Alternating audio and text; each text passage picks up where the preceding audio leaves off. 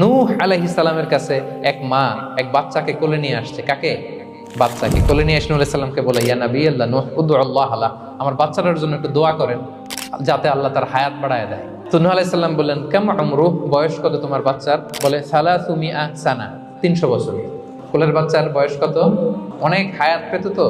তো উনি বলতেছে, তুমি 300 বছর তোমার বাচ্চার হায়াত, মানে এখন বয়স, তুমি আরো হায়াতের দোয়া চাইতেছো। তুমি কি জানো আখিরি জামানায় এমন এক জাতি আসবে যারা 60 থেকে 70-এর মধ্যে সব মরে শেষ। 300 বছর তোমার ছেলের বয়স, তুমি লম্বা হায়াতের দোয়া করো। তুমি কি জানো শেষ জামানায় এরা 60-70-এর মধ্যে সব মরেই যাবে?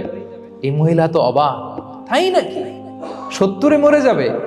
এই কথা শুনে মহিলা বলতেছে, আইয়াবনুন আল বুয়ুত, আচ্ছা নবী আল্লাহ নূহ 70 বয়সে যেহেতু মরে যাবে, তারা কি আর দুনিয়াতে ঘর বাড়ি বানাবে?